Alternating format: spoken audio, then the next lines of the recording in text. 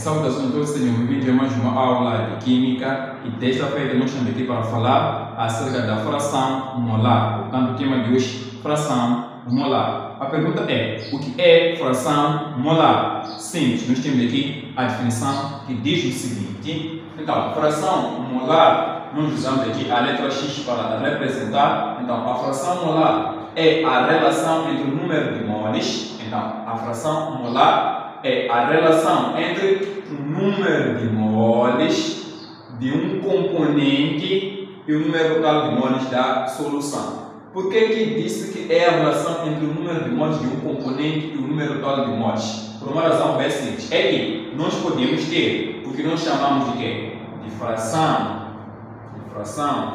Neste caso, molar do soluto. Então, o soluto é um componente da solução. Então, é possível calcular somente a fração molar do soluto. Neste caso, vamos ter aqui X1 vai ser agora aqui a relação entre o número de moles do soluto e o número total de moles. O que é o número total de moles? É a soma do número de moles, neste caso, do soluto e do solvente. Então, o número de moles aqui é do soluto. O soluto é um dos componentes da solução. Mas também podemos ter aqui a fração molar do solvente. O solvente é um outro componente da solução. É por isso que a definição diz que é a relação entre o número de moles de um componente. Ou seja, esse componente pode ser o soluto ou então esse componente pode ser o solvente. Então, eu posso calcular aqui a fração molar do soluto ou a fração molar do solvente. Eu uso X2. Número de moles de quê? Do quê? Do solvente pelo número de moles total, pelo número de moles da solução. O número de moles da solução, como é que nós calculamos? Simples. O número de moles da solução ou o número total de moles vai ser o número de moles do soluto mais o número de moles de quê? Do solvente. Então, é assim como nós podemos calcular o quê? O número de moles da solução. Então, nós podemos reescrever essas fórmulas da seguinte maneira. No caso da fração molar do soluto, vai ser X1. Então, vamos ter aqui número de moles do soluto. Isto tudo dividido pelo número de moles do soluto mais o número de moles de quê? Do solvente. E no caso da fração molar do solvente, podemos ter aqui X2 vai ser o quê? Número de moles do solvente dividido pelo número de moles do soluto mais o número de moles de quê? Do solvente. Então veja que esta soma aqui dá neste caso o quê? Dá neste caso o número total de moles. Sabe-se que a soma da fração molar do soluto e da fração molar do solvente, então a soma da fração molar do soluto com a fração molar do solvente, esse resultado deve dar 1, ou seja, X1 mais X2 é obrigatório que isto dê 1.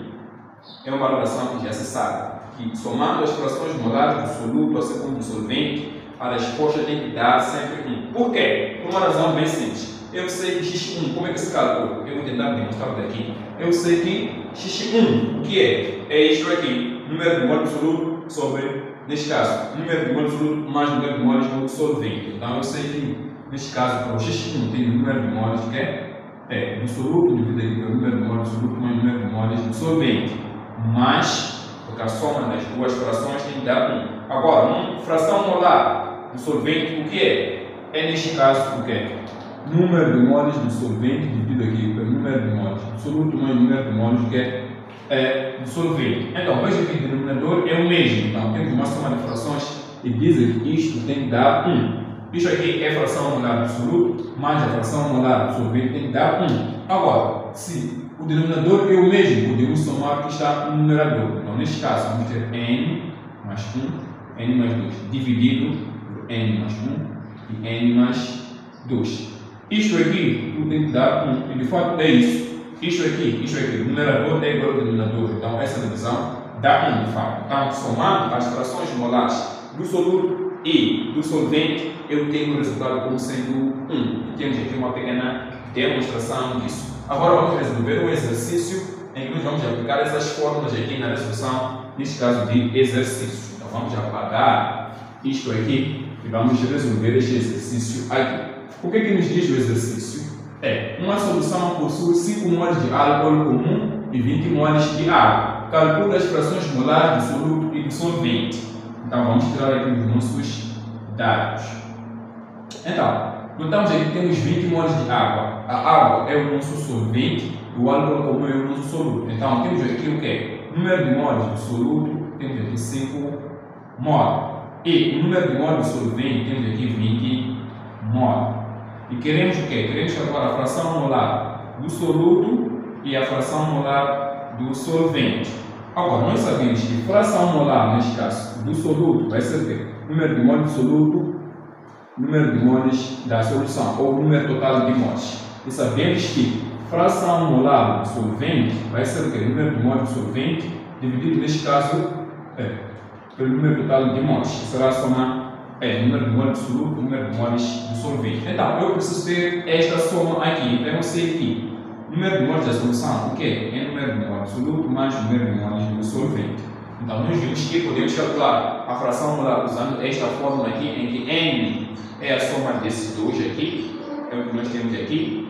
Ou então podemos aplicar esta fórmula aqui, tanto faz, tudo é a mesma coisa. Eu vou fazer a soma em cada parte. Número de moles da solução ou o número total de moles vai ser o quê? Número de moles do soluto, que é 20, na verdade é 5 mol mais 20 mol. Então, isso aqui, o número de moles total vai dar 25 mol.